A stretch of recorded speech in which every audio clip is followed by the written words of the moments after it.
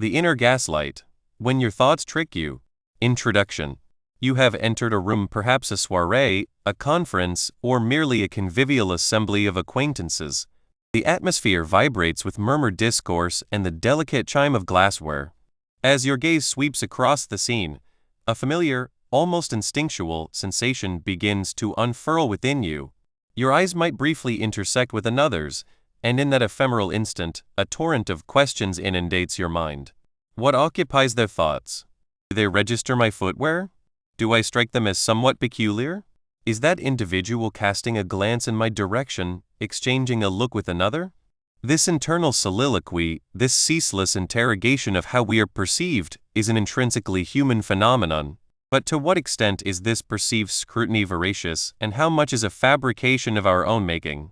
It is a question that often remains unvoiced, yet its answers possess the capacity to profoundly sculpt our existence, conjuring an unseen audience far more exacting than any corporeal assembly could ever be.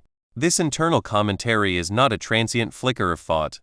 It is frequently an unyielding, at times subconscious, companion. This inner monologue, this propensity to presuppose the most unfavorable interpretations of others' opinions, is the very subject we shall dissect within these pages. We term it inner gaslighting. Conceive of it as an insidious stratagem your own psyche orchestrates against you. Instead of apprehending a neutral mean, your mind may subtly insinuate, they deem you foolish. In lieu of a moment of quietude, you might apprehend, they have grown weary of you. This is not the machination of an external agent, it is your own cognitive apparatus fabricating a spurious, deleterious reality. It is akin to persuading yourself that the heavens are verdant when, in truth, they are cerulean. The fundamental premise is that our minds, often propelled by insecurity or past wounds, weave narratives that posit individuals are judging us disparagingly. This internal script can possess a formidable verisimilitude, precipitating feelings of inadequacy and prompting actions divorced from the actual circumstances. It engenders a chasm, a disjunction, between our interior landscape and the tangible world beyond. This predisposition toward self-inflicted gaslighting is remarkably prevalent, frequently originating from a profound, embedded yearning for affiliation and an aversion to repudiation. It can manifest in myriad forms. Within social ecologies, a simple gesture of amity might be distorted into a sneer of derision. In professional spheres, constructive commentary could be received as an indictment of your ineptitude. In interpersonal bonds, a partner's taciturn disposition might be construed as a reflection of their dissatisfaction with you, rather than a simple manifestation of fatigue. We admonish ourselves that our colleagues are unimpressed by our contributions, or that our companions find our narratives tedious.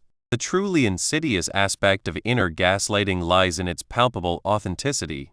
It is, after all, our own voice, and thus, must it not be true? It frequently masquerades as perspicacity or astute intuition. Yet, this is not intuition, it is a habitual descent into negativity, a self-imposed obfuscation of the neutral or affirmative facets of social intercourse.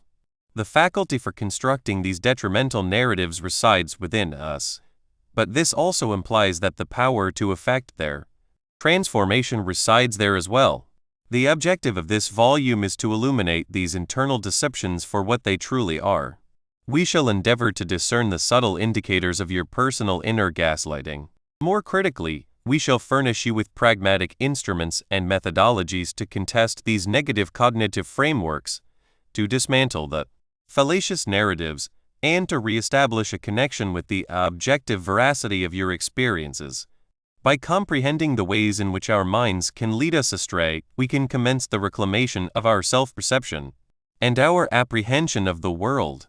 It is a process of quieting that acerbic inner arbiter and embracing a more veracious, empowered iteration of yourself, one wherein your intrinsic worth is not perpetually besieged by your own ratiocinations. As we advance, we shall delve into the psychological underpinnings of these automatic negative cognitions, unearth specific stratagems for interrogating your deeply held beliefs, and cultivate fortitude against the insidious whispers of self-doubt. We shall scrutinize the manner in which inner gaslighting impacts our connections with others, our professional trajectories, and our overarching sense of well-being. Ultimately, this odyssey is dedicated to nurturing genuine self-compassion and lucidity, thereby empowering you to navigate your internal cosmos with enhanced discernment and self-assurance. Chapter 1. Understanding our mental maze. 1. Perceptions of others' thoughts. We are all, in essence, detectives of the psyche. From the first stirrings of consciousness each morning, we engage in a perpetual endeavor to decipher not only the external world, but also the intricate landscapes within the minds of those we encounter. A fleeting glance from a stranger, a curt remark from a colleague, the nuanced curve of a friend's smile or frown, these slivers of information are meticulously gathered, woven together in an attempt to construct a narrative of their inner thoughts. This is an intrinsic facet of the human condition, a fundamental mechanism for navigating the labyrinthine complexities of social interaction, for learning, for forging connections, and for ensuring our own safety. Yet, this ceaseless pursuit of telepathic insight, this covert investigation of the mind, also becomes a fertile ground where our own thoughts can begin to orchestrate insidious deceptions. It is within the interstitial space between an individual's overt actions or spoken words and our interpretation of their intent that the insidious seeds of internal gaslighting are sown. Consider a seemingly innocuous moment. You are traversing a public thoroughfare, and an unfamiliar face directs their gaze toward you. What is your immediate internal response? For a considerable number of us, particularly when an undercurrent of self-doubt pervades our emotional state, that initial cognitive ripple is unlikely to be neutral. Rather than a dispassionate observation, such as, they are merely looking, the mind might swiftly leap to conclusions like, they find me peculiar, or they are scrutinizing my attire, or even, they perceive me as intellectually deficient. This is not a deliberate act of volition, it is frequently a lightning-fast, automatic cascade of neural activity. Our minds, in their relentless quest for meaning in a chaotic universe, can effortlessly gravitate towards the precipitous edge of negativity. This inherent inclination to anticipate the worst, to subscribe to the belief that others harbor critical, disapproving, or disparaging sentiments toward us, serves as a potent engine for internal gaslighting. We are not simply engaging in conjecture. We are actively fabricating a narrative that proclaims our inherent inadequacy. Herein lies the genesis of the profound chasm. There exists the objective reality of external events, and then there is the subjective reality we meticulously construct within the confines of our own consciousness. Imagine a professional meeting, during which a colleague averts their gaze momentarily as you articulate your contribution. The external reality is starkly simple. They looked away.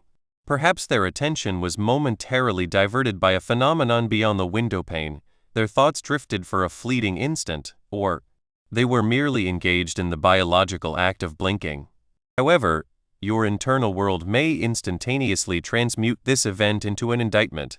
They are disengaged by my discourse, or they deem my proposal preposterous and cannot even feign interest. Abruptly, that ephemeral sidelong glance transmutes into irrefutable evidence of your deficiencies. Your internal monologue, emboldened by this assumption, may commence its insidious whisperings. I am insufficient for this undertaking, or I invariably render myself an object of ridicule. This is not a reflection of the colleague's actual thoughts. It is the product of your internal conviction regarding their perceived judgments. This is internal gaslighting in its most potent manifestation. Your own cognitive processes are actively engineering a fallacious, negative perception of how you are viewed by others, thereby eroding your self-worth and undermining your perceived competence. What then fuels this pervasive default to negativity? A substantial portion of this tendency originates from our own deeply ingrained insecurities. When we harbor a pervasive sense of self-uncertainty, or when past experiences have subjected us to criticism or diminished our sense of self, our minds become hypervigilant, scanning for any indication that history is poised to repeat itself. Envision an individual who, during their formative years, was frequently subjected to ridicule concerning their physical appearance. Years later, even within a novel social milieu where no overt negativity is directed toward them, they may still meticulously scrutinize every countenance for the faintest hint of derision. A neutral expression might be misconstrued as a smirk, a sideways glance as an emblem of profound disgust. Their prior experiences have conditioned their psyche to remain perpetually on guard, anticipating judgment. Consequently, upon encountering an individual's gaze, their internal voice immediately precipitates into the assertion, "They find me ludicrous," precisely as everyone once did. This conclusion is devoid of any basis in contemporary evidence. It is a projection of past emotional wounds onto the present moment. The intensity of our internal self-recrimination serves as a formidable impetus in this dynamic.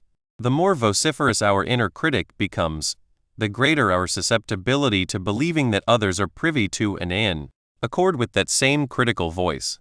If we perpetually admonish ourselves for being awkward, inept, or unintelligent, it becomes remarkably facile to internalize the conviction that all other individuals perceive us in precisely the same disparaging light.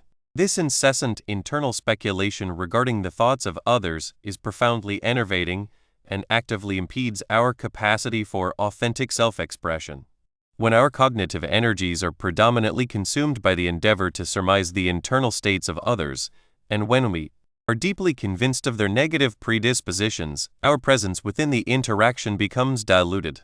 Our vital energy is expended on this internal guesswork, on the meticulous curation of our perceived persona, rather than on genuine engagement with the individual before us.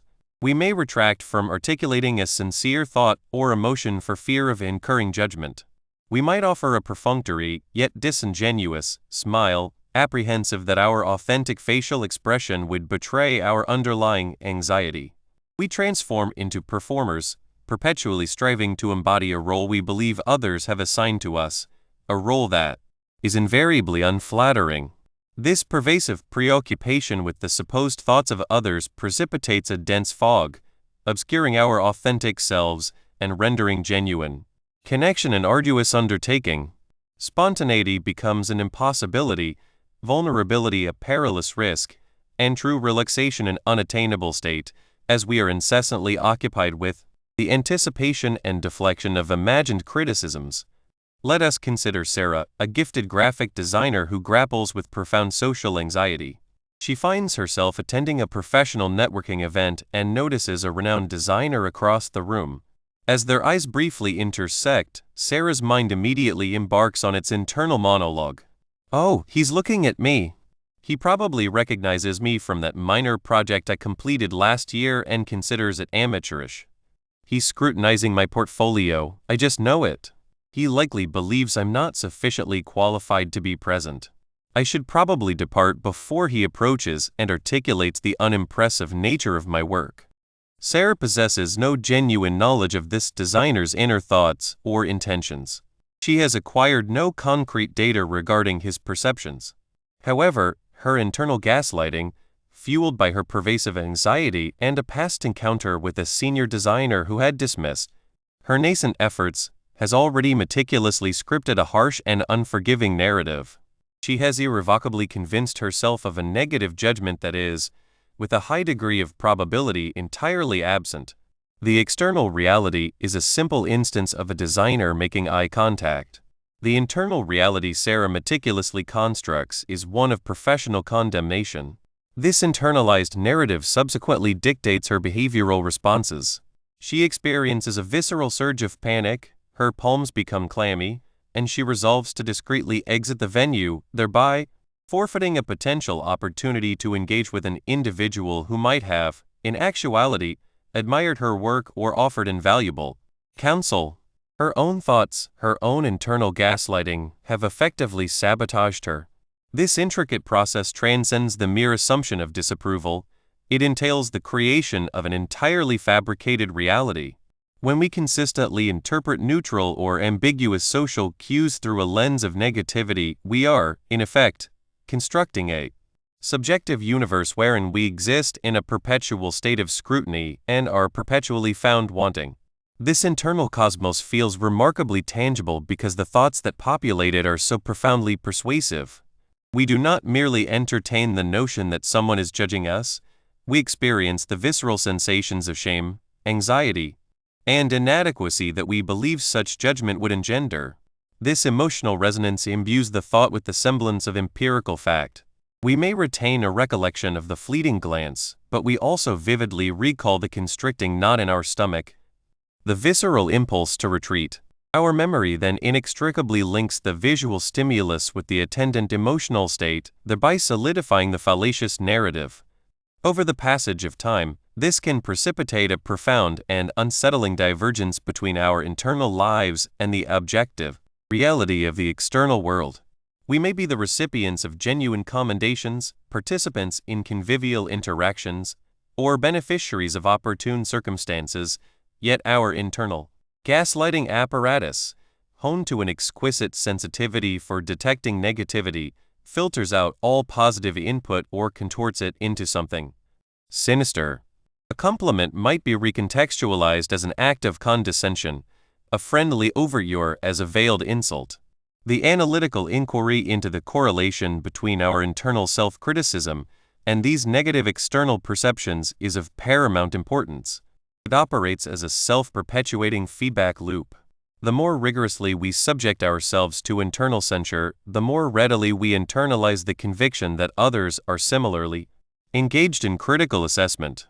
If you harbor the belief that you lack intellectual acuity, you will invariably interpret a moment of someone's apparent confusion as indicative of their perception of your dim-wittedness.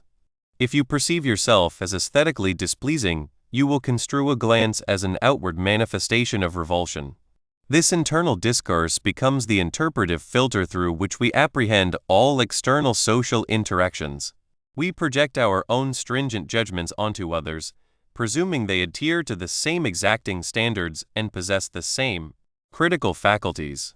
This significantly impedes our capacity to readily accept genuine praise or affirmative feedback.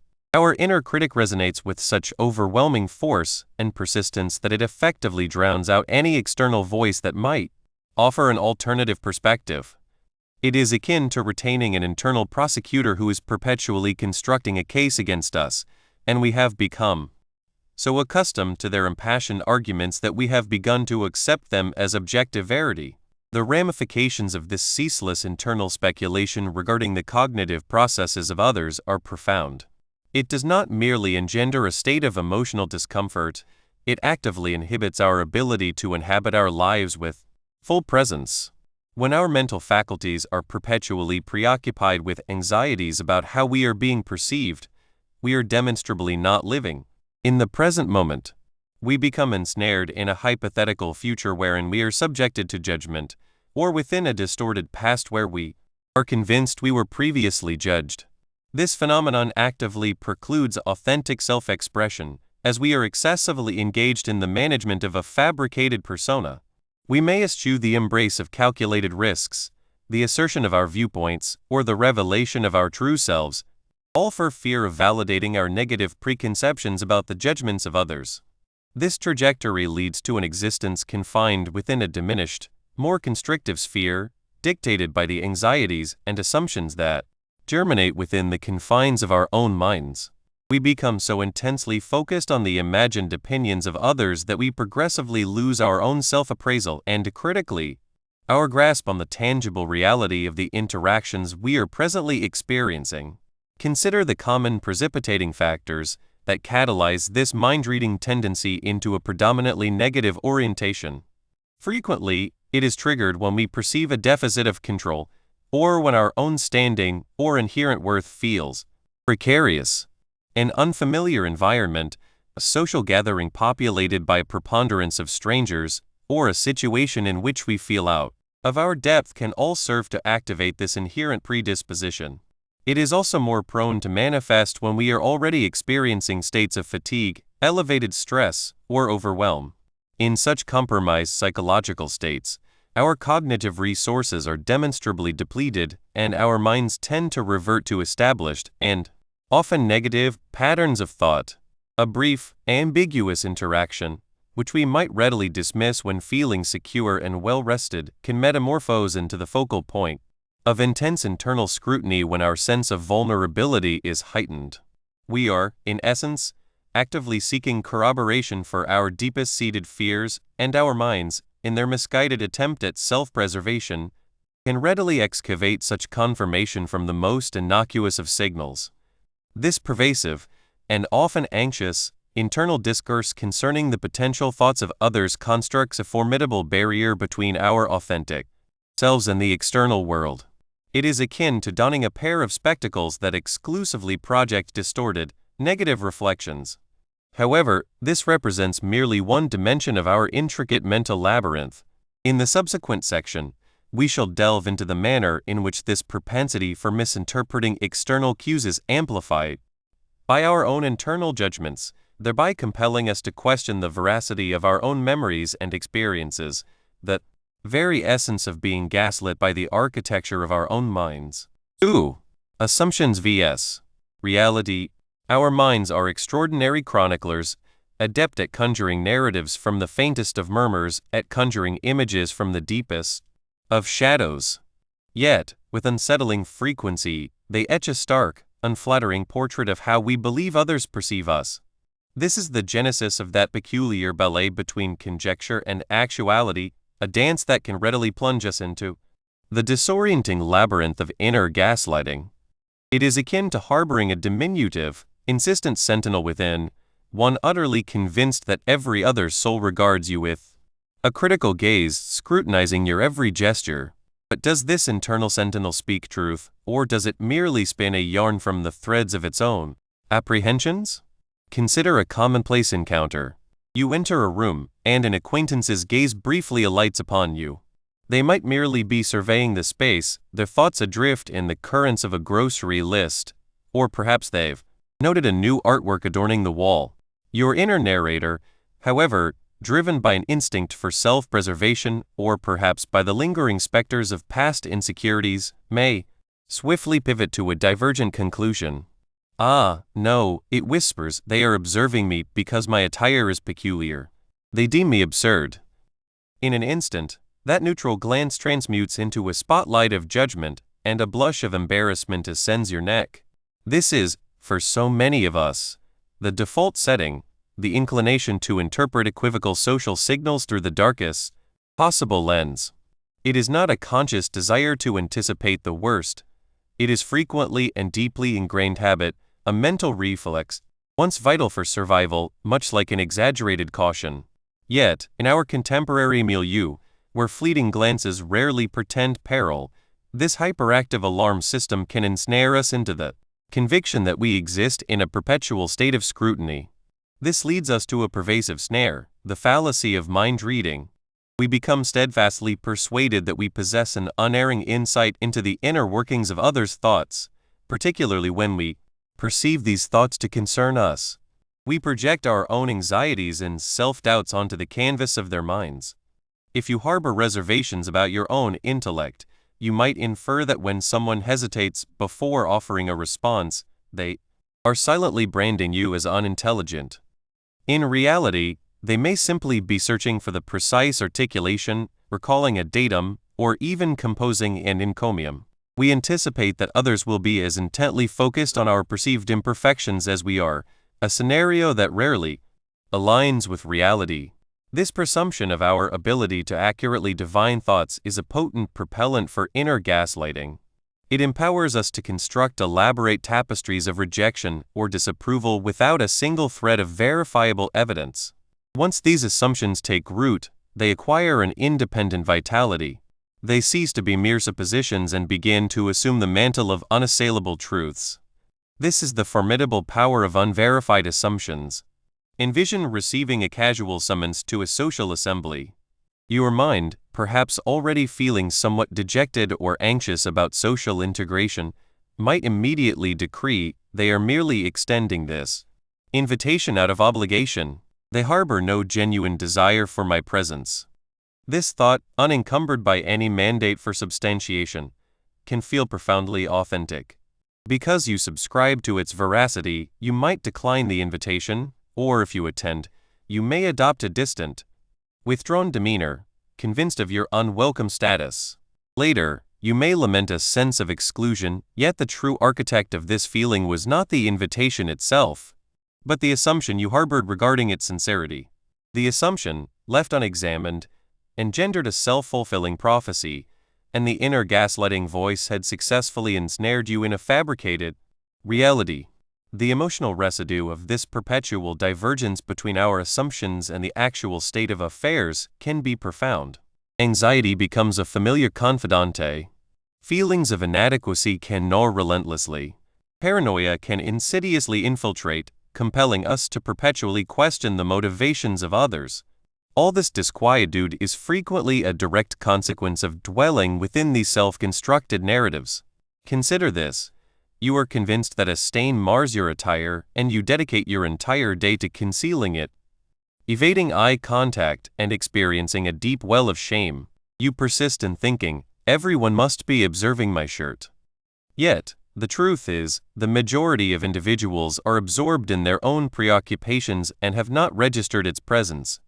Or if they have, it was a fleeting observation, devoid of judgment. The intense emotional experience, however, was undeniably real for you, a direct product of an assumption that reality did not corroborate. Social interactions, by their very essence, are frequently imbued with a degree of ambiguity. Our communication is not always rendered with crystalline clarity. When a chasm in understanding emerges, our minds naturally endeavor to bridge it. And this, precisely, is the fertile ground where inner gaslighting flourishes. It does not fill the void with neutral possibilities or optimistic conjectures. It precipitates to populate it with the most dire of eventualities. A perfunctory remark from your superior, for instance, could pertain to any number of things. It might allude to the prevailing weather, a general observation about the enterprise, or a minor detail concerning a project. However, if your inner gaslighting sentinel is actively engaged, it will likely interpret that vague utterance as a veiled critique of your performance. They are implying I am not contributing sufficiently, you might surmise, despite the utter absence of any supporting evidence. This interpretation then casts a shadow over your entire workday, engendering a sense of stress and defensiveness, all predicated upon an assumption that was never validated. So, what transpires within the confines of our craniums when this phenomenon occurs? What renders us so susceptible to these negative presuppositions? A pair of pivotal cognitive biases frequently orchestrates this internal drama. One is the negativity bias. This represents our brain's inherent inclination to accord greater attention to, and retain a firmer memory of, negative information than its positive counterpart. It is as though our minds are wired to detect potential threats with preternatural speed. Consequently, when we encounter an ambiguous social signal, our brain's default programming is to scan for latent dangers or implicit criticisms. Another potent bias is confirmation bias. Once we have formulated a negative assumption, we tend to actively seek out evidence that substantiates it, while assiduously disregarding any evidence that contradicts it. If you have concluded that someone finds you awkward, you will likely seize upon every instance of stumbling over your words or experiencing a flicker of social unease, interpreting these moments as definitive proof of their judgment. You will conveniently overlook all the occasions on which they offered a smile, engaged you in discourse, or extended a gesture of kindness. This perpetuates a cycle wherein your initial assumption is relentlessly reinforced, progressively solidifying into what feels like an irrefutable truth. Contemplate this. You are attending a social gathering and you observe a cluster of individuals erupting in laughter. Your inner gaslighter immediately interjects. They are laughing at me. I must have uttered something foolish earlier. You are overcome by a wave of shame and retreat to a secluded corner, convinced of a social misstep. But what if the reality is far more prosaic? Perhaps they were convulsing with mirth at a humorous anecdote someone had just recounted, a narrative entirely unconnected to you. Or perchance they were privy to an inside jest. The unvarnished truth is that, without direct inquiry, you possess no means of ascertaining the source of their amusement. Yet, your mind, fueled by insecurity, has already penned the script and casts you as the buffoon. The absence of direct evidence for your negative assumption does not diminish its potency. Indeed, it facilitates its ascension to the status of your perceived reality. Your mind preemptively fills the void with its most profound fears, fabricating a self-generated existence that feels undeniably authentic. This lies at the heart of inner gaslighting, the ingenious manner in which our own thoughts and narratives can conspire to make us doubt the very fabric of our reality, particularly concerning the perceptions of others. It is not a matter of external machinations, it is the internal narratives that forge a distorted lens through which we apprehend the world. The assumptions we cultivate, especially those tinged with negativity regarding social interactions, can acquire such formidable dominion that they eclipse objective facts. We begin to internalize our inner story as the sole verity and our interpretation as the absolute truth. This disjunction between our internal cosmos and the external world is the crucible where genuine adversity is forged, precipitating unnecessary suffering and forfeiting opportunities for authentic connection. The emotional repercussions of this disparity are far from negligible. They can profoundly influence our self-assurance, our interpersonal bonds, and our overarching sense of well-being. When we habitually anticipate the worst regarding how others regard us, we tend towards withdrawal. We eschew social engagements, fearing censure or judgment. This very withdrawal, in turn, can foster isolation and further entrench our conviction that we are not well regarded. It is a pernicious cycle, sustained by unverified assumptions and amplified by the insidious voice of inner gaslighting. The gulf separating what we imagine others to be thinking from what they are actually contemplating can feel immeasurable, and the emotions that surge forth from this imagined abyss can be utterly overwhelming. Recognizing the stark dichotomy between our internal assumptions and the often benign, or even positive, reality of external perceptions constitutes the initial, indispensable stride in dismantling the inner gaslighting that so afflicts us. However, to apprehend why our minds are so predisposed to these misinterpretations necessitates an exploration into the very architecture of our cognitive processes. The subsequent section will therefore embark upon an examination of the mental filters and distortions that sculpt our reality, unveiling the specific lenses through which we perceive ourselves and those around us. 3. Self-perception challenges. Our minds are tireless architects, perpetually constructing narratives about ourselves and the world. Yet, the blueprints they employ are sometimes askew. This distortion is particularly pronounced in our perception of how others view us. Upon entering a room, rather than simply occupying space, our minds often engage in frantic conjecture, attempting to decipher the thoughts of those around us.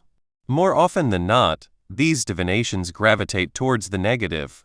It is as though our internal narrator operates with a default setting, assume the worst regarding others' opinions of me. This inclination is not always a conscious choice. It is more akin to a deeply ingrained habit, a mental expediency, worn smooth by repetition. Consider this scenario: you offer a colleague a greeting, and they respond with a curt nod. Perhaps their expression is decidedly neutral.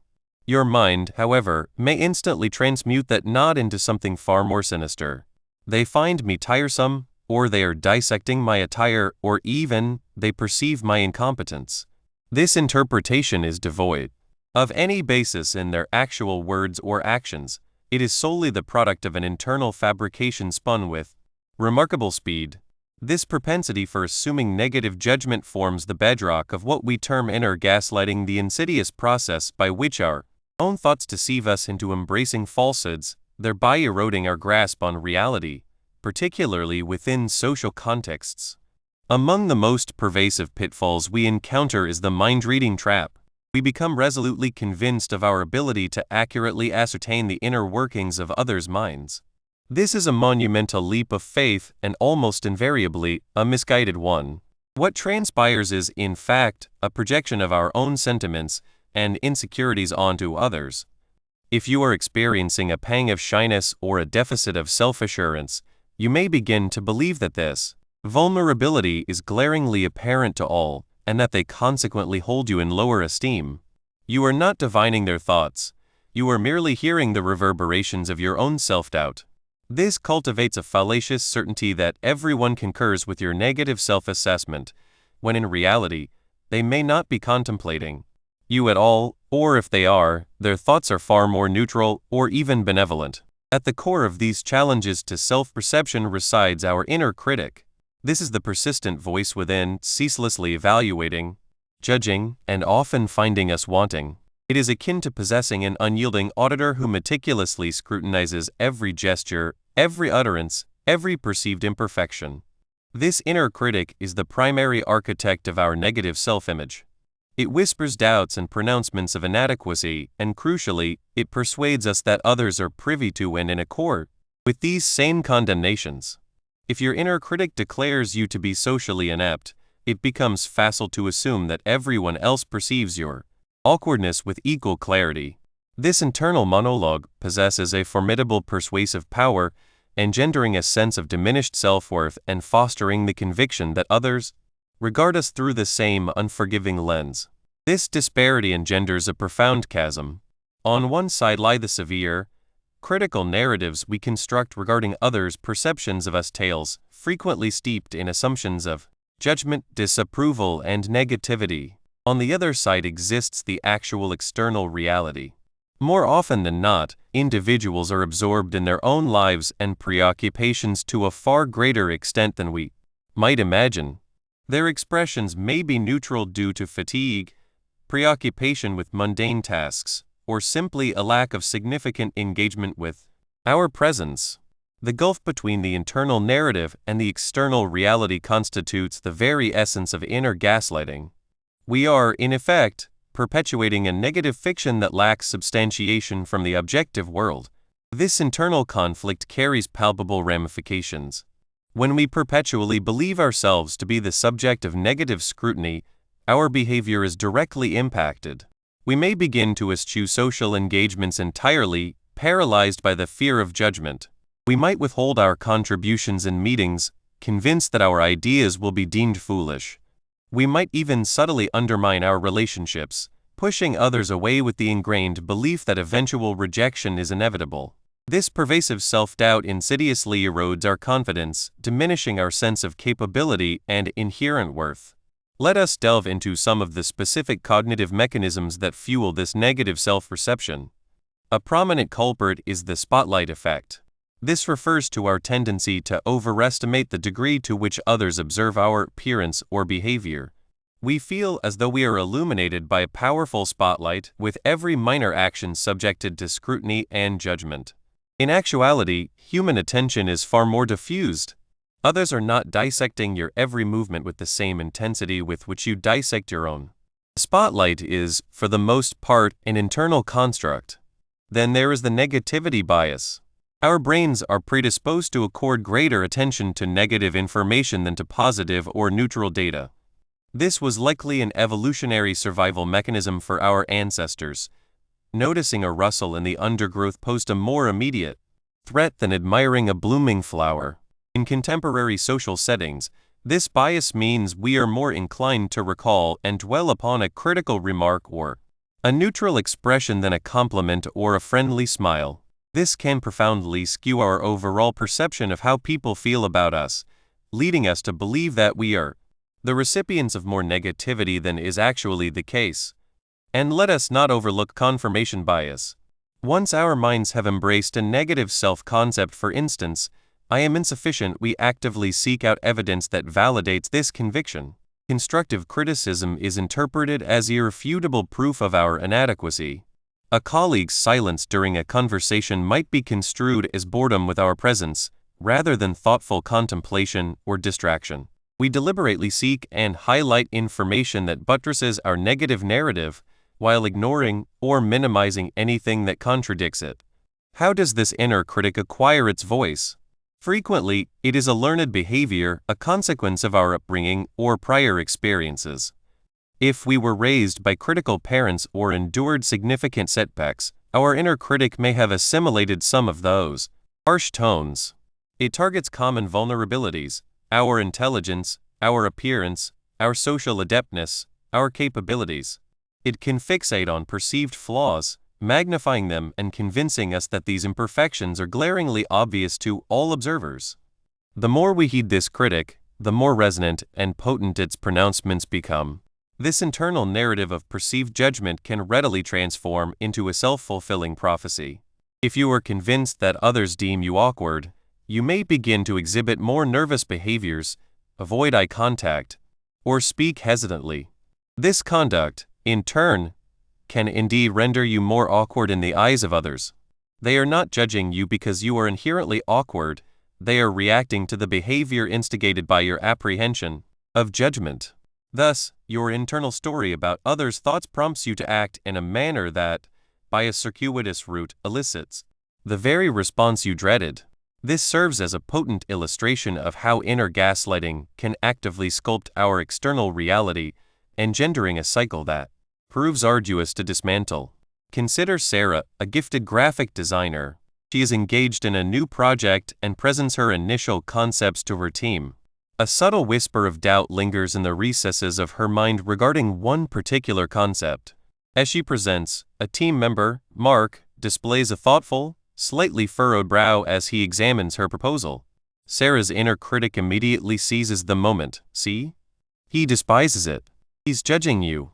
You lack the requisite creativity for this.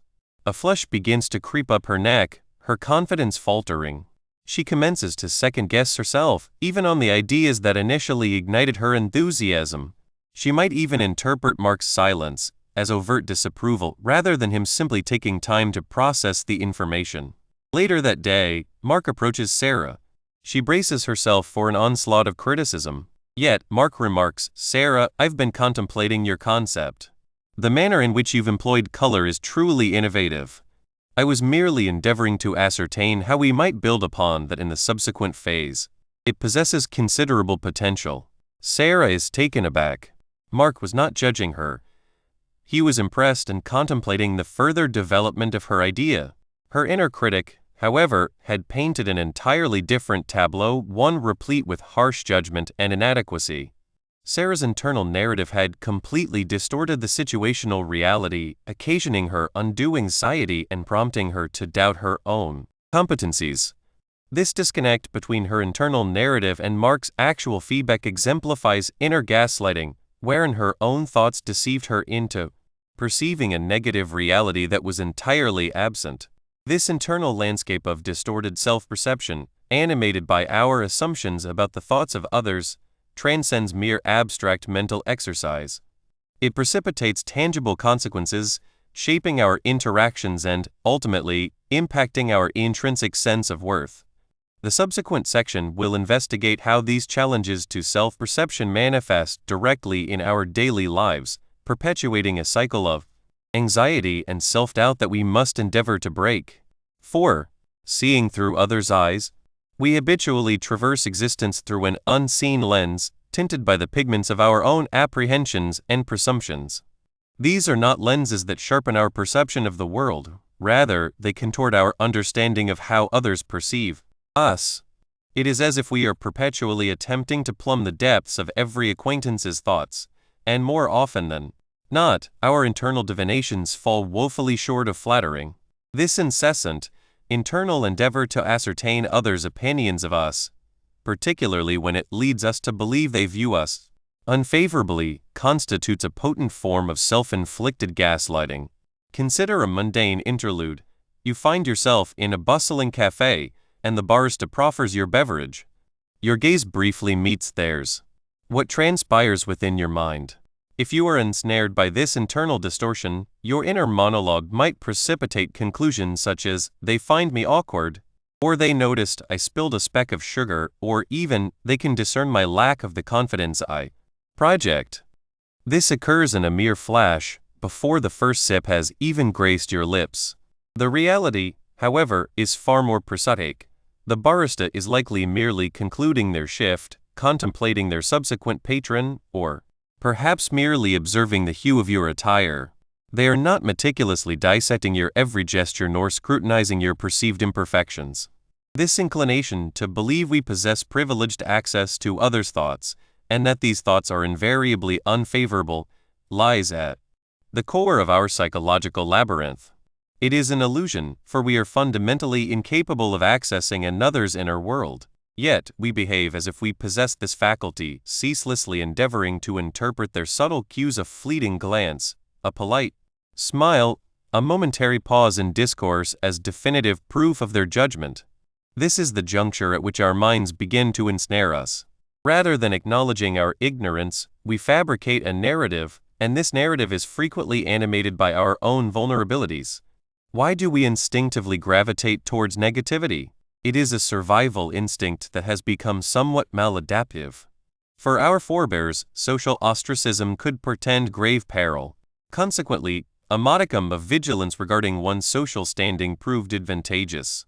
However, in the contemporary milieu, this hypervigilance often proves detrimental. When we feel uncertain of ourselves, our minds tend to seek corroborating evidence for our doubts. If you harbor anxieties about your intellectual prowess, you might interpret a colleague's neutral facial expression as an indication that they deem you unintelligent. Your brain, attempting to shield you from perceived social repudiation, constructs a scenario wherein others are indeed casting negative judgments upon you. This is a salient facet of inner gaslighting. Your own thoughts persuade you of a detrimental, fictitious reality concerning how others perceive you. This process is intrinsically entwined with our own insecurities. If you have ever experienced shyness or awkwardness, you may harbor the conviction that everyone else perceives this awkwardness as acutely as you do. You project your internal experience onto others. If you harbor clandestine fears of inadequacy in your professional life, you might surmise that your supervisor observes every misstep, even if they remain oblivious to minor errors or are focused on your overall contributions. The narratives we construct regarding others' perceptions are frequently reflections of our deepest-seated fears about ourselves. We are, in essence, viewing ourselves through the prism of our own insecurities and subsequently mistaking this distorted reflection for the world's gaze. A psychological phenomenon known as the spotlight effect illuminates this tendency. It is our inclination to overestimate the degree to which others attend to our appearance or conduct. Recall a moment when a minor stain adorned your attire, or you uttered something regrettable. You may have felt as though every individual in the vicinity was fixated upon you, noting your imperfection. In reality, the vast majority of people are far too preoccupied with their own ruminations and lives to accord such meticulous attention. The spotlight effect is a significant contributor to social anxiety, instilling in us a perpetual sense of being under scrutiny. This sensation of being observed and judged then fuels the process of inner gaslighting, fostering the belief that our perceived flaws are glaringly apparent to all. The pivotal realization here lies in the substantial chasm between the elaborate narratives we weave within our minds and the actual external reality. We might spend hours agonizing over a perceived slight during a conversation, utterly convinced that a friend deems us insensitive or dull. We meticulously retrace the moment, dissecting every utterance, every flicker of expression, constructing an indictment against ourselves. Meanwhile, our friend may have simply been diverted by a mobile notification or engrossed in their own day's events. The internal narrative, fueled by our anxieties and the illusion of telepathy, fabricates a false reality. This disconnect is precisely where inner gaslighting operates. It is the internal artifice that persuades us that our negative interpretations of others' thoughts are veridical, even in the absence of tangible evidence. Let us delve more deeply into the specific cognitive mechanisms our minds employ to engender this illusion. One of the predominant cognitive biases at play is confirmation bias. Once we entertain the notion that someone might harbor negative sentiments towards us, our brains actively seek out any minuscule piece of information that substantiates this conjecture. If someone hesitates before responding to a query, we might interpret this as them struggling to articulate a polite refusal of our idea rather than them simply contemplating their response. We seize upon that pause and it becomes proof that our negative assumption is accurate. We disregard all instances where they have concurred with us or responded favorably, for our brains are diligently engaged in confirming the narrative it already yearns to believe. Another bias that plays a significant role is the fundamental attribution error. This is our propensity to attribute other people's behavior to their inherent personality or character while attributing our own behavior to situational factors. Thus, if another person arrives late, we might conclude they are so unreliable. However, if we are late, it is due to traffic, a forgotten appointment, or a genuine emergency. When we apply this to our perception of how others view us, it becomes distorted. If someone appears aloof, we might surmise they must dislike me. We attribute their behavior to a negative personal opinion of us rather than considering that they may be fatigued, stressed, or grappling with issues entirely unrelated to us. This bias perpetuates inner gaslighting by prompting us to infer negative intentions or judgments about our character from others. The emotional triggers that amplify this predisposition are often rooted in past experiences. If an individual has experienced hurt or rejection previously, particularly in social contexts, the brain becomes more attuned to perceive threats.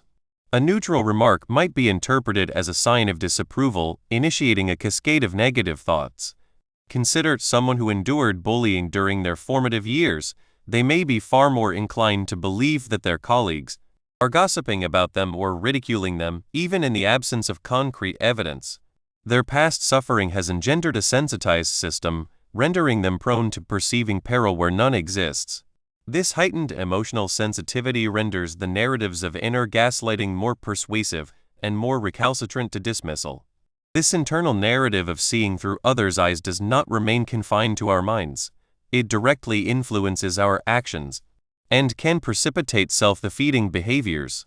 If you harbor the conviction that your colleagues deem you inadequate, you may hesitate to voice your opinions in meetings, fearing you will articulate something foolish. You might eschew undertaking new projects, convinced that you will falter and validate their negative assessment. This, in turn, can actually impede your professional advancement and foster a self-fulfilling prophecy. You forfeit opportunities for growth, for connection, and for demonstrating your true capabilities, all because of the stories you fabricated about others' thoughts. Consider Sarah, a gifted graphic designer. She has been diligently working on a new project and feels a sense of pride in her creation, yet a persistent inner voice whispers, "What if they find it too audacious? What if they deem it unprofessional? They will likely perceive me as overreaching." Because she believes her team will judge her efforts unfavorably, she delays presenting her work. She meticulously refines details ad infinitum, striving for a perfection that might appease her imagined detractors. When she finally unveils it, she is fraught with anxiety and offers apologies. Her team, who were genuinely impressed by her creativity and dedication, are somewhat perplexed by her lack of self-assurance. They might have interpreted her delay as a sign of indecisiveness, rather than as a consequence of her internal struggle. Sarah's inner gaslighting, her assumption of negative judgment, has precluded her from receiving the commendation she merited and from effectively showcasing her talent. Her apprehension of what others might think has prevented them from witnessing what she has accomplished. Similarly, imagine David, who wishes to invite a colleague, Maria, for coffee. He has observed Maria smiling at him across the office on several occasions. His mind, however, immediately leaps to the most unfavorable outcome. She is merely being courteous, he muses. She probably finds me peculiar for even looking at her. If I invite her out, she will perceive me as desperate or creepy. He conjures images of her recoiling, or politely yet firmly rebuffing him, convinced that his interpretation of her smiles is erroneous and that the underlying reality is one of rejection. Because he believes she views him negatively, he never extends the invitation. He forfeits a potential connection, and the opportunity for camaraderie or romance remains unexplored, all owing to the imagined negative lens through which he believes Maria regards him. His inner gaslighting has effectively sabotaged his social life before it had the opportunity to commence. This internal process of seeing through others' eyes is not indicative of a deficiency in empathy or a deliberate act of self-deception. It is an intricate interplay of our cognitive architecture, our emotional history, and our fundamental human imperative for belonging and acceptance. During our formative years, comprehending social cues is paramount for survival. As we mature, this faculty can become hyperactive, particularly if we have encountered criticism or rejection. Our minds, in an effort to safeguard us from future hurt, fabricate these elaborate internal scripts concerning how others perceive us, frequently casting us in an unfavorable light. Inner gaslighting occurs when these scripts acquire such a convincing verisimilitude that we accept them as reality, even when they are contradicted by evidence or elementary logic. The potency of this inner gaslighting resides in its subtlety. It does not manifest as a vociferous, overt voice admonishing your shortcomings. Rather, it is a hushed whisper, a creeping doubt, a series of what-ifs that erode your confidence. It is the visceral sensation that you know, intrinsically, what others are thinking and that it is unfavorable. This internal certainty, however, is frequently an illusion. We are not telepaths. We are interpreters, and our interpretations are profoundly shaped by our internal state. By recognizing this tendency to project our fears and insecurities onto others' perceptions, we can begin to loosen the hold of inner gaslighting. We can commence to question the narratives our minds are so readily fabricating. Once we apprehend the ubiquitous nature of this internal mind reading and the frequently negative lens through which we interpret perceive external judgments, we can begin to interrogate the veracity of these narratives. The subsequent phase in navigating our mental maze involves comprehending how these self-imposed perceptions not only distort our view of others, but also fundamentally alter our own sense of self-worth, leading us to the crucial concept of internal validation versus external approval. Chapter 2. Navigating Social Signals. 1. Negative social cue interpretations. The intricate tapestry of human connection is a nuanced ballet, woven with ephemeral shifts in countenance, inflection, and posture. We are ceaselessly attuned to the signals emanating from others, striving to decipher their sentiments, intentions, and viewpoints. Yet, for a significant portion of us, this reception of information is far from lucid. Instead, it can feel akin to traversing a minefield, where each sidelong glance, each clipped remark, each pregnant pause is fraught with the potential for judgment. It is here, within this fertile ground of negative social cue interpretations, that the insidious tendrils of inner gaslighting often take root. Consider this: when another's face is devoid of discernible emotion, what do you perceive? Is it a blank canvas, or do you immediately surmise they are disengaged, disapproving, or perhaps finding you wanting?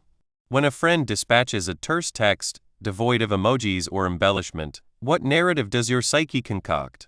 Is it that they are occupied, or is it that they are vexed with you, perhaps even regretting your acquaintance? These are the junctures at which our internal monologue can spiral into disarray, contorting neutral or ambiguous signals into something personal and disparaging.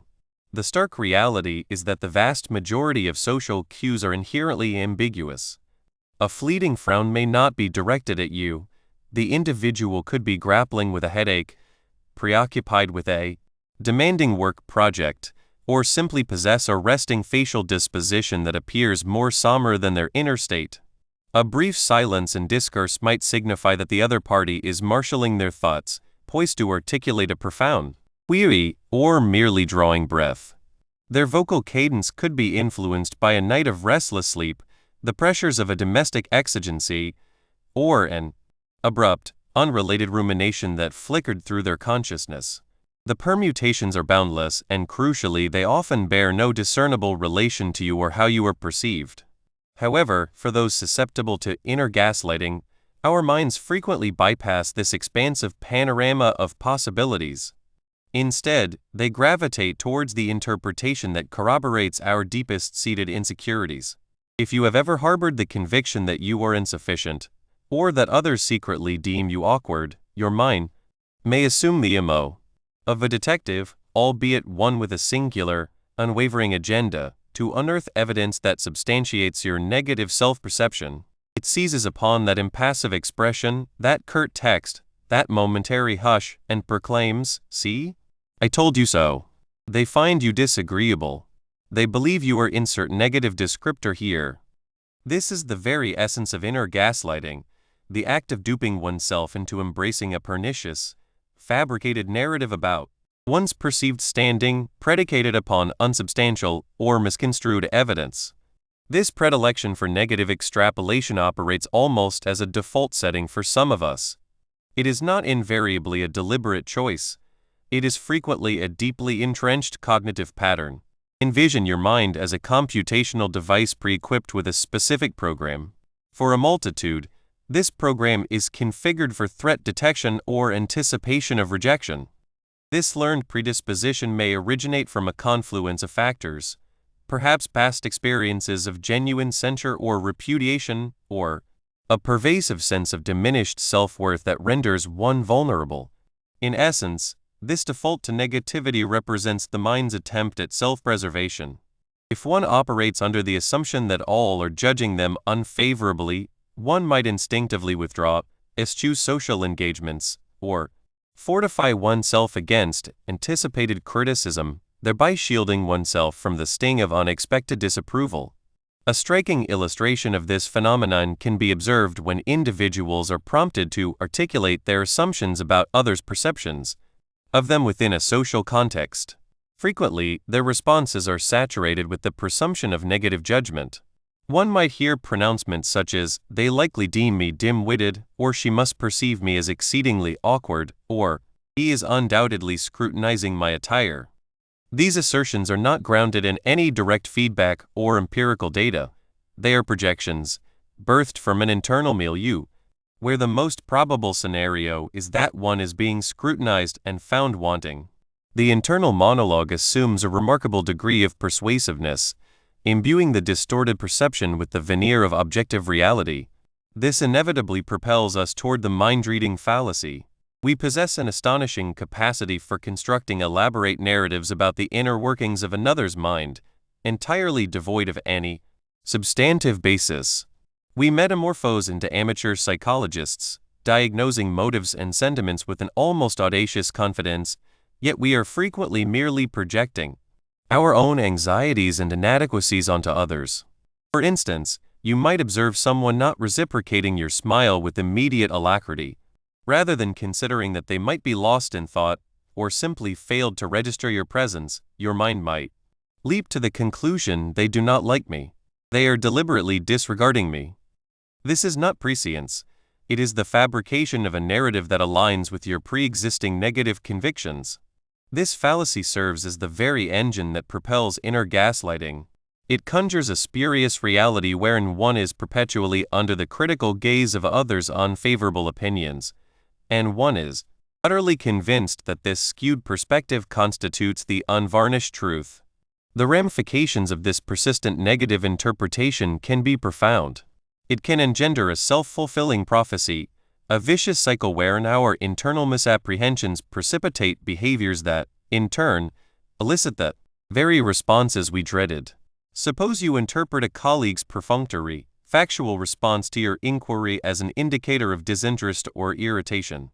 Because you believe they are disinclined to engage, you may subsequently curtail your interactions with them. You might refrain from posing follow-up questions or from articulating your ideas. Over time, your colleague may indeed perceive you as less invested, and their engagement with you might become more perfunctory.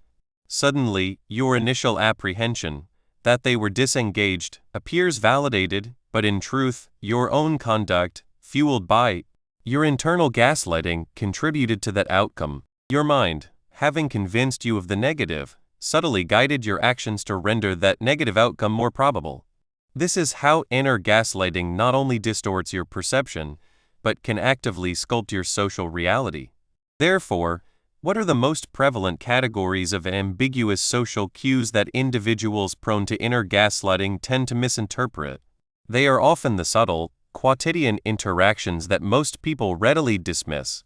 A fleeting facial expression stands as a prime candidate. A slight furrow of the brow, a swift diverting of the gaze, a neutral mouth, these can be instantaneously transmuted. The ensuing negative narrative might be, "They perceive me as intellectually deficient," or "They are judging my appearance," or "They find me tedious." A brief silence in a conversation provides another fertile ground for negative interpretation. The narrative here frequently devolves into, "They are anticipating my cessation of speech," or I have uttered something erroneous, or they are silently dissenting from my viewpoint. Even a simple, unenthusiastic vocal tone can instigate a cascade of negative cognitions. They are indifferent, or they are displeased with me, or they wish I were not present. These are not isolated incidents. For an individual experiencing inner gaslighting, these interpretations coalesce into a consistent pattern, a default response that imbues their entire social experience with a somber hue. The intensity and frequency of these negative social cue interpretations often correlate directly with the severity of inner gaslighting. When this pattern is mild, it might manifest as intermittent episodes of self-doubt following a social encounter. However, when it becomes more pronounced and pervasive, it can culminate in significant social anxiety, avoidance behaviors, and a chronic sensation of being disliked or misunderstood. What psychological mechanisms underpin this bias? At its core, it is frequently an overactive threat detection system. The brain is intrinsically wired to identify potential dangers, and for individuals with a history of social discomfort or perceived rejection, social cues can be automatically flagged as potential threats. This is intrinsically linked to self-preservation instincts. If one's mind operates under the premise that negative judgment is inevitable, then anticipating it, however inaccurately, feels more secure than being blindsided by it. It is a flawed, but often deeply felt endeavor to exert control over a situation that feels inherently beyond one's command. This can also be intertwined with attachment styles. If an individual has experienced inconsistent or unreliable caregiving in their formative years, they may exhibit hypervigilance for indicators of rejection or abandonment in their present relationships. The mind, attempting to safeguard itself from the pain of past experiences, becomes excessively sensitive to any hint of disapproval, even in its absence. Ultimately, these negative interpretations are not objective appraisals of reality, they are narratives that our minds weave for us. They are frequently born from a desire to shield ourselves from perceived threats, but in doing so, they construct a distorted social panorama that is far more isolating and agonizing than the reality it purports to represent. Comprehending how we misinterpret these subtle signals represents the indispensable initial stride in dismantling this internal monologue. But how do we actively commence the process of challenging and reframing these automatic negative thoughts when they feel so undeniably veridical? This leads us directly to the indispensable skill of cognitive reframing. 2. Internal narratives vs. reality. We navigate our days ensnared in an invisible lattice, a knot of assumptions and interpretations that we mistake for the unvarnished truth. This is nowhere more pronounced than in the intricate tapestry of our social lives. When confronted with a fleeting glance, a pregnant pause in conversation, or a curt, unsmiling nod, our minds do not simply register these as neutral occurrences. Instead, they can become the fertile ground for elaborate, frequently malevolent, narratives concerning the opinions of others. It is here that the insidious art of internal gaslighting truly asserts its dominion, forging a chasm between the world as it is and the world as we perceive it to be. Consider a commonplace tableau. You find yourself at an informal assembly, perhaps a professional function or a gathering of friends. You offer a remark, one you deem to possess wit or prescience. A smattering of heads nod, yet one individual, let us name her Sarah, remains impassive. Her gaze might drift past you, her thoughts perhaps elsewhere, or she may not have apprehended your utterance with clarity. But within the dominion of internal gaslighting, this silence can swiftly congeal into a dramatic chronicle. Your internal monologue might murmur, "She did not respond because she deemed my jest puerile. She likely considers me humorless, or worse, a desperate claimant to wit, failing abjectly." Abruptly, a moment of innocuous social exchange is transmuted into evidence of your perceived deficiency. This is not a conscious capitulation to despondency, it is a swift, often involuntary, fabrication of a narrative that casts you in a disparaging light. The fact is Sarah did not react to your observation. The story you spin is that this silence signifies her harsh judgment. This proclivity for defaulting to negative interpretations is deeply entrenched. Our minds are engines of remarkable efficiency, and within the intricate choreography of social cues, they frequently seek the swiftest explication. Confronted with ambiguity, particularly in social contexts where the stakes can feel substantial, our brains may be predisposed to detect potential threats or social faux pas.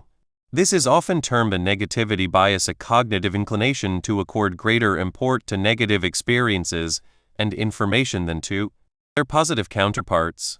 For instance, if you receive 10 commendations and a single censure, your mind may still fixate on that solitary criticism, imbuing it with a significance far exceeding that of all the affirmative feedback combined.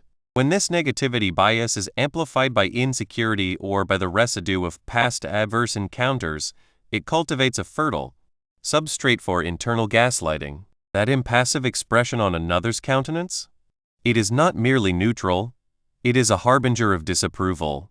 That ephemeral silence after you speak? It is not them marshalling their thoughts, it is them dissecting your contribution.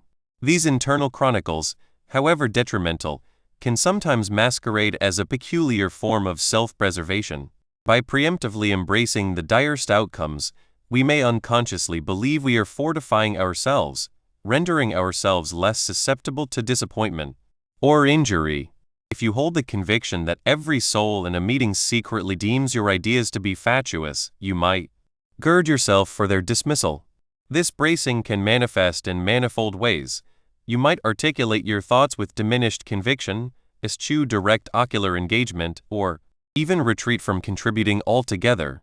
Ironically, this very comportment, the withdrawal, the paucity of self-assurance, can then engender in others the perception of your uncertainty or disengagement, thereby precipitating the very adverse outcome you feared. Your internal narrative, intended as a bulwark, ultimately becomes a self-fulfilling prophecy, a snare sprung by the machinations of your own mind. It is akin to donning a heavy mantle on a balmy day. On the mere supposition of impending precipitation, you end up enveloped in discomfort and a sense of displacement, and the possibility of rain becomes secondary to the disquiet you have engendered for yourself.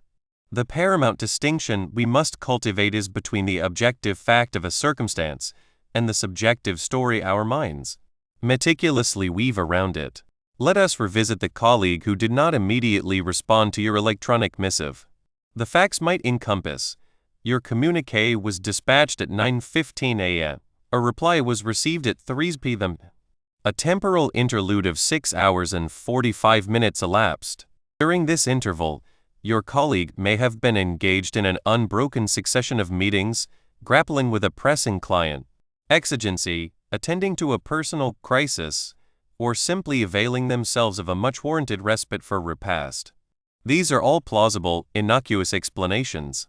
However, the story your internal gaslighter may concoct is, they deliberately protracted their response throughout the day because they deem my request inconsequential, or worse, that my labor is insufficiently meritorious to warrant their prompt attention. Observe how the narrative grafts meaning and judgment where none inheres in the factual chronology. Internal gaslighting flourishes by blurring these demarcations. It transmutes a neutral event into a repository of assumptions regarding intent and malevolence, inducing you to doubt your own apprehension of the situation and your intrinsic worth. This process of fabricating negative chronicles serves as a potent engine for this self-fulfilling prophecy. When we internalize the belief that others perceive us unfavorably, that we are awkward, intellectually wanting, unengaging, or held in disdain, this conviction begins to sculpt our actions.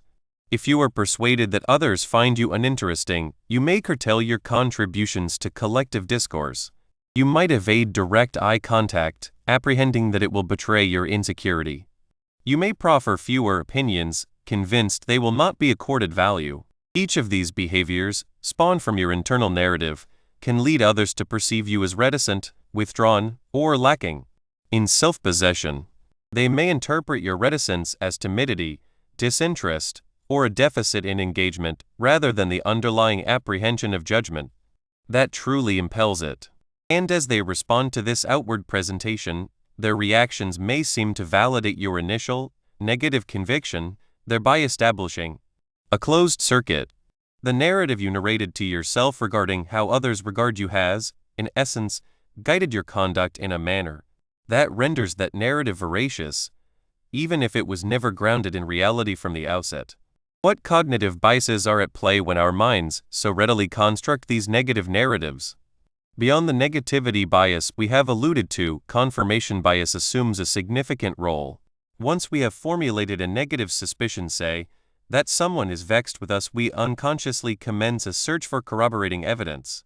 We may apprehend every subtle frown, every averted gaze, and interpret them as proof of their displeasure, while entirely disregarding any smiles or gestures of amity that contravene our belief. Mind reading, a pervasive cognitive distortion, is also a pivotal participant. We presume to ascertain the thoughts of others, and more often than not, within the purview of internal gaslighting, we presume the worst. We do not inquire, we simply decree. This is frequently conjoined with catastrophizing, wherein we magnify a minor social misstep into a monumental catastrophe, envisioning dire repercussions for our reputation or relationships. The very essence of social interaction furnishes the ideal milieu for internal gaslighting because it is seldom a scenario of absolute lucidity. Unlike a mathematical problem possessing a singular, verifiable solution, social cues are frequently subtle, equivocal, and susceptible to myriad interpretations. When an individual emits a brief, almost imperceptible exhalation, did they sigh from tedium, from fatigue, or from the sudden recollection of an unattended oven? In the absence of direct communication, a void exists, and it is within this void that our internal narratives hasten to fill the vacuum, often with the most dramatic or deleterious explanations. The lack of immediate, definitive feedback is precisely what permits our internal stories to take root and proliferate. We are left to interpret, and when our internal gaslighter holds sway, that interpretation is almost invariably skewed toward a perceived social failure or disapproval. This ambiguity does not merely engender uncertainty, it creates an aperture for our own minds to beguile us into espousing a version of events that serves to undermine our confidence and distort our social reality. Comprehending this fundamental divergence between our internal narratives and external reality constitutes the initial, indispensable stride. It is an exercise in recognizing that the stories unfolding within our craniums are not invariably faithful reflections of our surroundings. They are interpretations, frequently profoundly influenced by our inherent biases and insecurities. But how do we commence the dismantling of these ingrained, often deleterious, narratives? The subsequent section will delve into the subtle modalities through which these narratives manifest in our actions and reactions, revealing how our internal gaslighting not only impinges upon our thoughts but actively sculpts our social engagements. 3. Bridging the disconnect. The gulf between our self-perception and objective reality can yawn into a chasm, a disorienting space where our inner world diverges sharply from the external. It is akin to standing on one bank of a vast river, utterly convinced of the vista on the opposite shore, only to discover that what you believe to be true is, in fact, an entirely different landscape.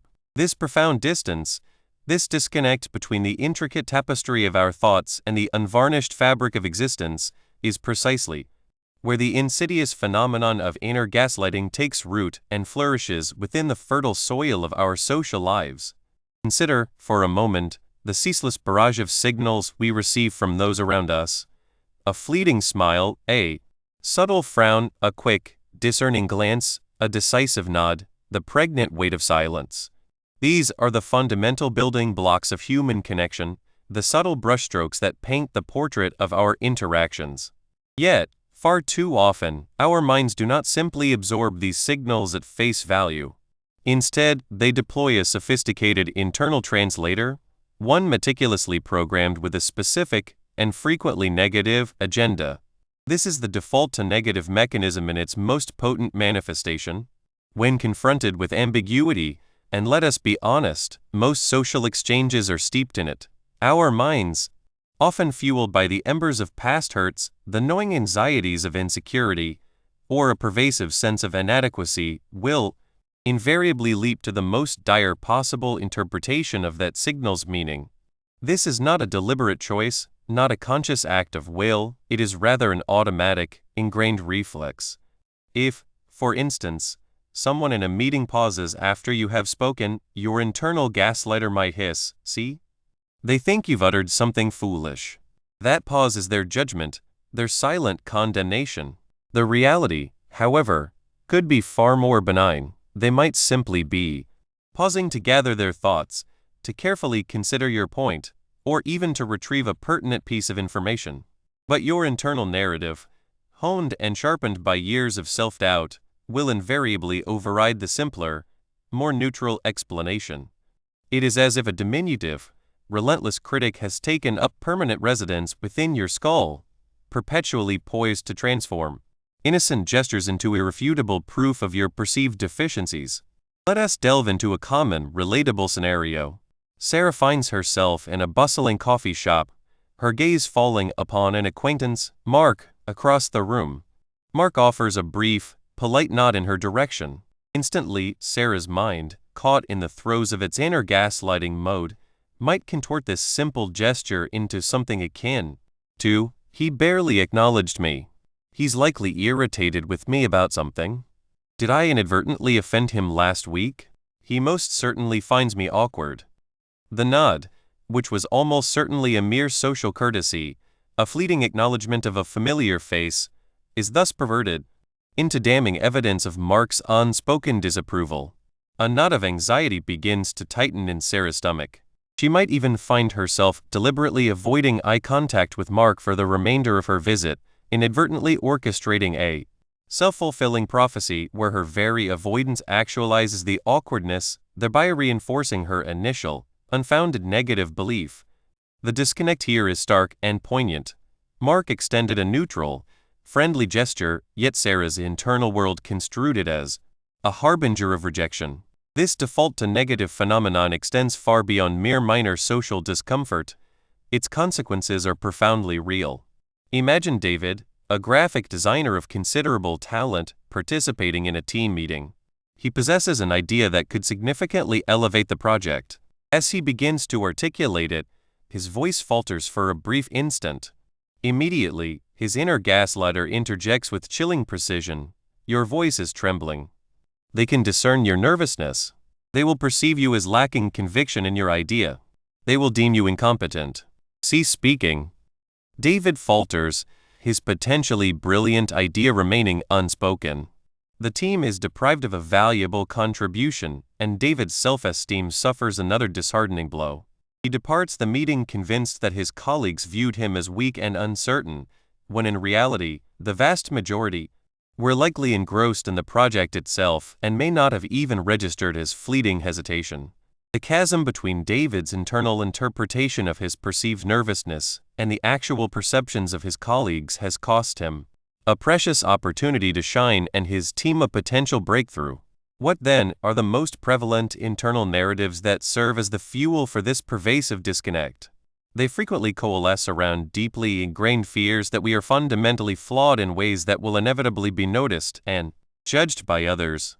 We harbor anxieties that we are not sufficiently intelligent, not attractive enough, not engaging enough, not successful enough, or simply not likable enough.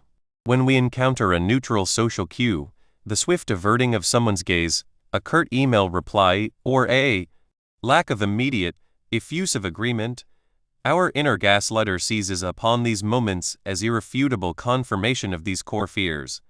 The narrative unfurls. They are looking away because my attire is dreadful, or they are not responding promptly because they do not value my input, or they are not enthusiastically embracing my idea because it is clearly flawed, and I am too obtuse to recognize its inherent weaknesses. These are not objective appraisals of reality, they are self-spun tales, stories that often reveal more about our own internal anxieties than about the actual intentions or opinions of others. The insidious illusion of certainty that inner gaslighting cultivates is particularly potent.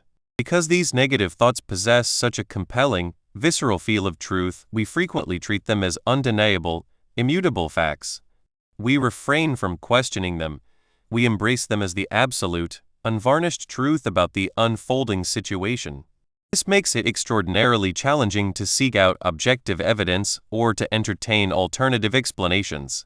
If you are utterly convinced that your superior is displeased with you due to a brief, clipped tone in their voice during a telephone conversation, you are highly unlikely to consider that they might simply be enduring a stressful day, grappling with a personal crisis, or rushing to another pressing engagement.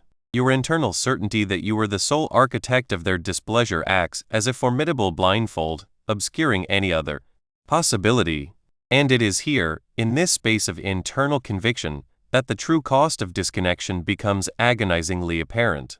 When we habitually operate under the assumption that others are scrutinizing us with negativity, we begin to subtly alter our behavior in ways that diverge from our authentic selves. We might become excessively apologetic, perpetually striving to smooth over perceived slights that never actually occurred. We might withdraw from social engagements altogether, paralyzed by the dread of rejection.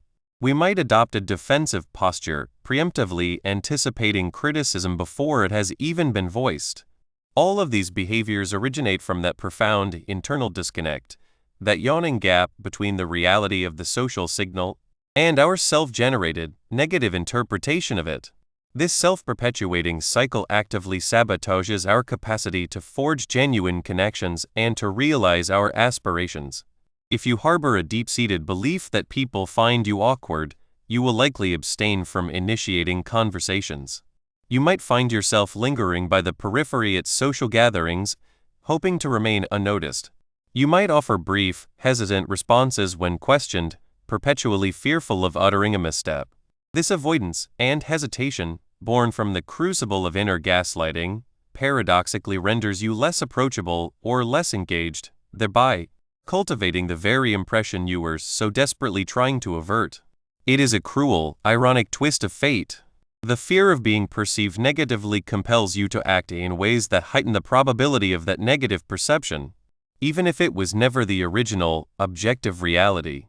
Consider Emily, who is diligently attempting to network for a new career opportunity. She attends an industry event. She observes a group of individuals engaged in animated conversation. Her inner gaslighter immediately whispers its familiar refrain: "They are all seasoned professionals. You do not belong amongst them. They will perceive you as an interloper, someone who is merely pretending. You will inevitably embarrass yourself."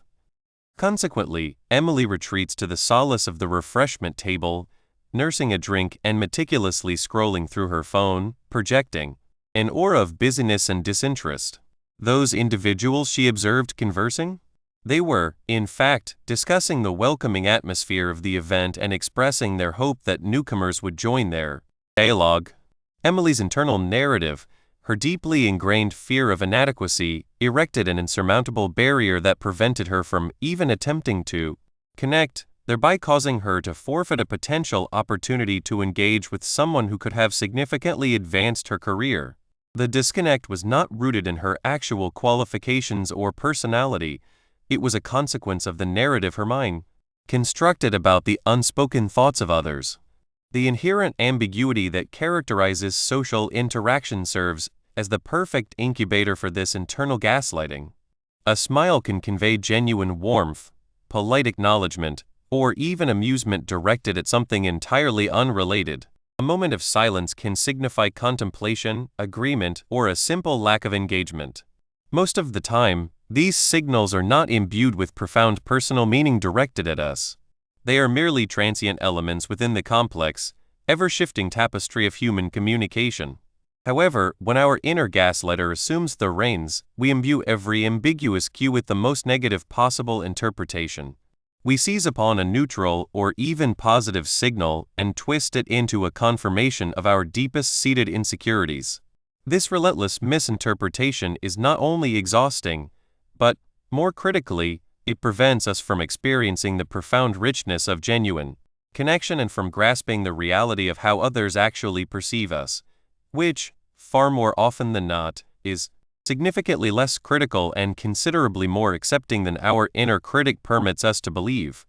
Bridging this disconnect is not about developing an uncanny ability to read minds or eradicating all uncertainty from our social landscape. It is about cultivating a profound recognition that the narratives we construct about the thoughts of others are, in essence, just that, narratives. They are not necessarily factual. It is about understanding that our internal narratives, while undeniably powerful, are not unfailingly accurate reflections of external reality, particularly when it pertains to social perception. When we begin to perceive this chasm for what it truly is, a product of our own internal processes, rather than an objective truth etched in the fabric of the world, we embark upon the initial, vital step towards cultivating a more accurate, a more compassionate, and ultimately, a more truthful connection with ourselves and with those around us. 4. Building healthier thought patterns. Our minds, adept storytellers though they may be, occasionally weave narratives that stray from veracity, particularly concerning the perceptions of others. In the theater of social engagement, our thoughts can precipitate conclusions with alarming alacrity. A fleeting glance directed our way might instantly be construed as judgment, or a colleague's inflection could be interpreted as nascent annoyance. It is here that our cerebral mechanisms, in their ancient mandate to safeguard us, can subtly subvert our grasp on reality. Reflect upon this. For eons, humanity's survival hinged upon a hypervigilance towards potential threats. An expression of ire could portend peril.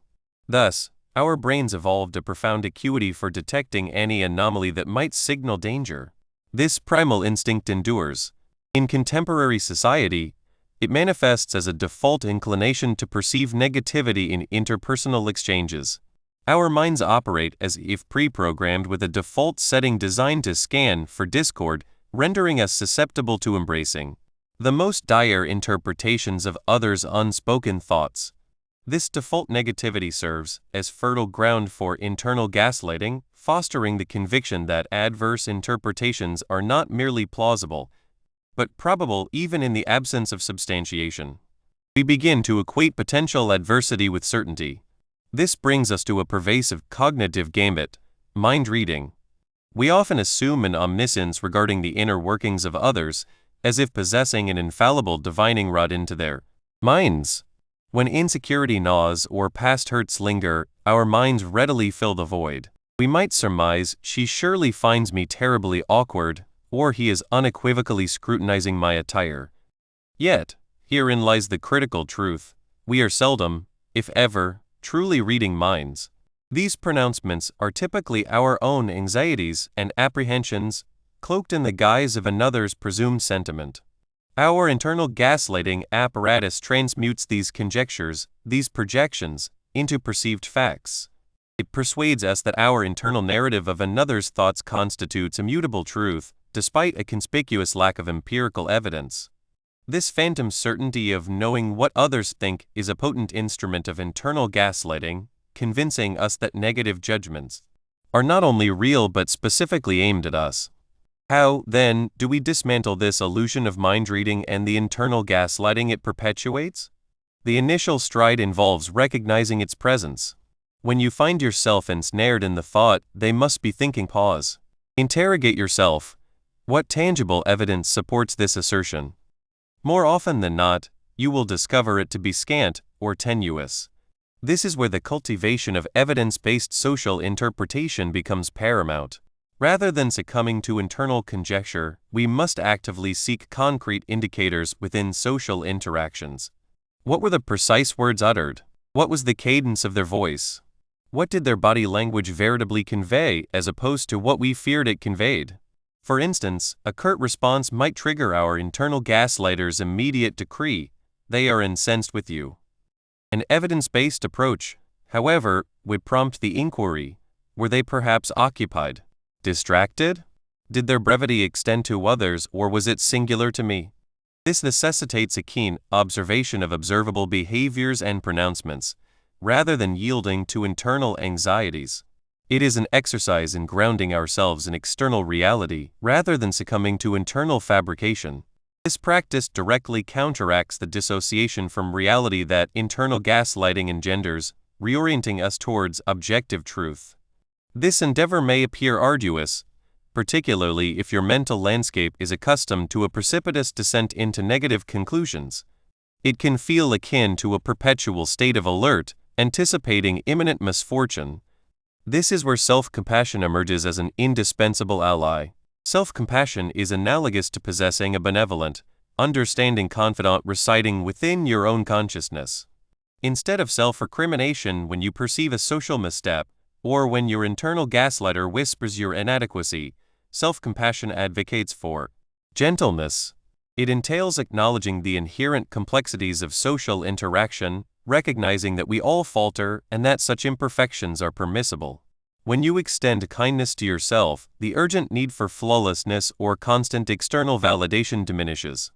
This mitigates the dread of external censure, which often fuels internal gaslighting. By embracing your imperfections and reframing perceived social stumbles as opportunities for growth, you erode the dominion of those harsh, internal indictments. Self-compassion fosters a more supportive internal milieu, significantly impeding the insidious encroachment of internal gaslighting and the attendant self-doubt. Another profoundly valuable instrument is the practice of cultivating curiosity over certainty. When confronted with a social signal, instead of clinging to the absolute conviction that your negative interpretation is veridical, endeavor to approach it with an inquisitive spirit. Pose open-ended questions. For example, if someone does not reciprocate your smile instantaneously, rather than concluding they are displeased with me, try asking, what other possibilities might be at play? Perhaps they are lost in contemplation, possibly weary, or perhaps they simply did not register your presence at that precise juncture. This transition from I know they are thinking X to I wonder if X could be true, or if other avenues exist fundamentally alters the internal discourse. It liberates us from the definitive, often punitive pronouncements of internal gaslighting and ushers in a more expansive, exploratory perspective. This practice serves to dismantle the rigid, negative narratives that internal gaslighting so readily perpetuates, paving the way for a more balanced and realistic apprehension of social dynamics. Let us scrutinize more minutely the differentiation between an authentic social cue that might signal a genuine concern and an internal interpretation colored by our default negative bias or residual insecurities. This is akin to assuming the role of a detective for one's own cognitions. A genuine social cue typically presents a confluence of evidence converging towards a singular interpretation, and it tends to exhibit consistency over time or across varied individuals. For instance, if a colleague consistently averts eye contact during your discourse, employs a dismissive tone, and their professional feedback is invariably hypercritical without offering constructive suggestions, these constitute multiple, congruent signals. They are external observations. Now, contrast this with an internal interpretation driven by insecurity. You might observe a momentary diversion of gaze, and your mind might precipitously leap to the conclusion, they find me tedious. However, this is a solitary, ephemeral cue, and your interpretation represents a precipitous leap to a highly specific, negative judgment concerning their appraisal of you. The salient distinction lies in the pattern and the specificity of the negative judgment. Internal gaslighting flourishes on isolated incidents or ambiguous signals, subsequently imbuing them with a profoundly personal, negative connotation. It is the difference between observing the ominous gathering of storm clouds' multiple indicators and noticing a single cloud and interpreting it as a personal affront from the heavens. To hone this discernment, consciously pose the question, is this a recurring behavioral pattern exhibited by this individual, or a singular occurrence? Is my interpretation predicated on their actions, or on my fears regarding their thoughts? This persistent self-interrogation assists in disentangling your own anxieties from objective social reality. Now, let us closely examine the specific cognitive distortions that internal gaslighting most frequently deploys within social contexts. A primary offender is mind reading, a phenomenon we have previously encountered. This is the conviction that we possess insight into another's thoughts without any corroborating evidence. Another is personalization.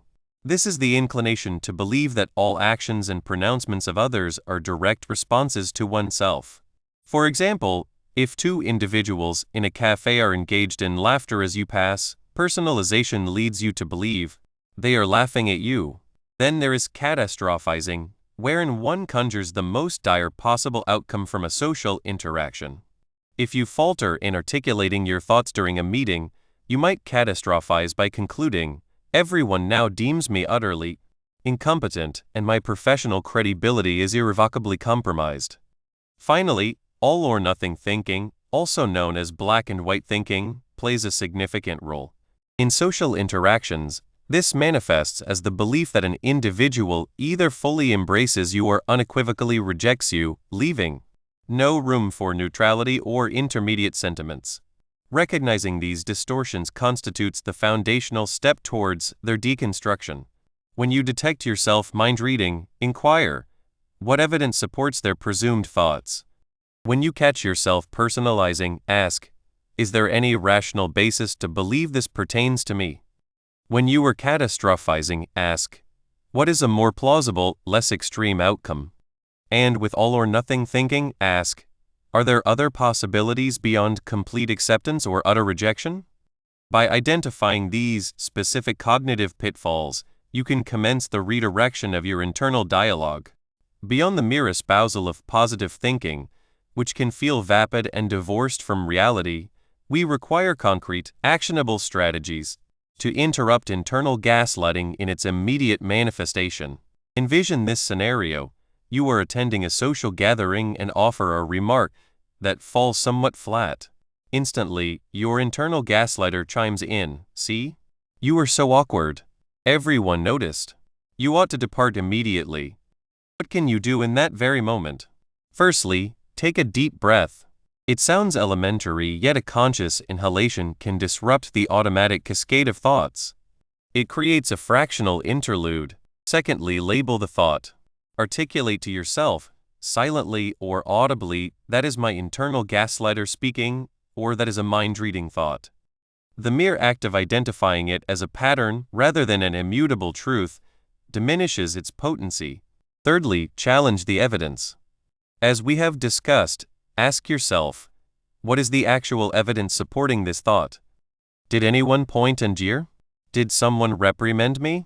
Or did the conversation simply proceed, as conversations often do? Concentrate on what demonstrably occurred. Fourthly, consider alternative explanations. What other reasons might account for the remark's lack of resonance? Perhaps the timing was incongruous, the subject matter complex, or the interlocutor preoccupied. What is a less negative, more neutral interpretation? Fifthly, practice self-compassion. Assure yourself, it is permissible. I uttered something that did not land perfectly. Most individuals experience such moments. I can derive lessons from it, but it does not define me. Extend to yourself the same benevolence you would offer a friend. Sixthly, redirect your attention. If feasible, engage in a simple, observable activity. Perhaps focus on the ambient music or on identifying someone with whom to initiate a straightforward, low-stakes conversation. Shifting your focus outward can aid in regaining your equilibrium. These steps are not designed to feign an idyllic reality. They are intended to actively intervene in the process of self-deception that internal gaslighting engenders. They represent a conscious choice to adopt a more realistic and benevolent internal response when our thoughts attempt to ensnare us in the conviction of the worst. By deliberately choosing to question our automatic negative interpretations, to gather evidence, and to cultivate self-compassion, we commence the construction of a more resilient internal compass for navigating the intricacies of social cues. However, comprehending how to implement these novel cognitive frameworks is merely the initial phase. The subsequent crucial stage involves the active application of these skills in authentic scenarios, learning to adapt and refine them. As we encounter the inevitable nuances and ambiguities inherent in human connection. Conclusion. As the final pages turn on the inner gaslight, you stand at the precipice of a profound reckoning with the unseen architects of your perceived reality. We have navigated the labyrinthine corridors of the mind, uncovering how it can ingeniously forge the very instruments of our deepest insecurities, crafting narratives that contort our understanding of how we are perceived. This self-fraught distortion, This insidious inner gaslighting is not the product of an external assailant, but a deeply embedded internal mechanism that can sever our connection to veracity and undermine our very sense of self. It is akin to whispering a falsehood into one's own ear with such relentless repetition that it eventually assumes the mantle of truth. This phenomenon arises from the brain's innate predisposition for pattern recognition, and in moments of vulnerability or during the aftermath of arduous experiences, it can become ensnared by negativity, assuming the most dire outcomes. This is a quintessentially human inclination, a psychological defense mechanism that, paradoxically, often inflicts more harm than protection. When these internal narratives are permitted to unfurl unchecked, the repercussions cascade through the tapestry of our lives. Relationships fray as we misinterpret innocuous expressions as veiled critiques, prompting us to retreat or adopt a defensive posture in the absence of any genuine threat. Within the professional sphere, this internal monologue may sow seeds of doubt regarding our capabilities, nurturing imposter syndrome and stifling our willingness to seize opportunities. Our self-worth can suffer a significant erosion as we perpetually subject ourselves to the phantom scrutiny of imagined judgments. Even the simplest of joys can be eclipsed as we instinctively search for an underlying negativity in every positive moment. It is here that the chasm between our inner landscape and the external world becomes starkly apparent. As we have witnessed, the tales we spin about the thoughts of others often diverge dramatically from the objective facts. We construct an internal chronicle, a distorted lens through which our perceived reality is filtered. This is the very essence of inner gaslighting, the act of convincing ourselves of a negative truth that exists solely within the confines of our own minds. The internal story of negative judgment can feel as palpable as any verifiable fact, precipitating genuine anguish. It is that persistent gnawing sensation of "they think I'm awkward" or "they found that foolish" when, in actuality, that other individual might simply be fatigued or preoccupied with their own day. However, the journey does not culminate with comprehension, it propends towards the reclamation of your reality. The inaugural, and indeed most critical, step is precisely this awareness you have now cultivated. Henceforth, when a negative premonition concerning the perceptions of others arises, endeavor to pause. Interrogate yourself. What is the specific narrative my mind is presently constructing? What concrete evidence substantiates this thought? What evidence is conspicuously absent, or what evidence directly contradicts it? What alternative, perhaps more neutral or even affirmative, interpretations of this situation exist? The cultivation of resilience and self-compassion is paramount in this endeavor. Inner gaslighting often finds fertile ground in a relentlessly critical inner voice. Strive to extend to yourself the same magnanimity you would readily offer a confidant grappling with analogous doubts. Actively dismantle these negative presuppositions. Anchor yourself in observable reality, prioritizing empirical facts over subjective feelings. Practice the art of observing your thoughts without judgment, much like watching clouds drift across the sky. At times, seeking judicious feedback from trusted individuals can furnish a more balanced perspective. We can aptly term this the active process of reversing the gaslight. Rather than succumbing to the artifice of your own thoughts, you now consciously elect to perceive the truth. You possess the innate capacity to choose how you interpret events and how you regard yourself. This path leads to a more authentic you, to relationships imbued with greater strength, and to a life lived with greater fullness, liberated from the self-imposed constraints of inner gaslighting. This ongoing practice of managing inner gaslighting is not a finite destination, but a continuous evolution. There will be instances when ingrained patterns resurface, yet the instruments and the clarity you have acquired are indelible. May you advance with perspicacity, fortitude, and the unshakable conviction that your intrinsic worth is not dictated by the narratives you fabricate for yourself, but by the truth you consciously embrace. The power to perceive with clarity, to place faith in your own discernment, and to live authentically now resides within you. Proceed forth and reclaim your reality.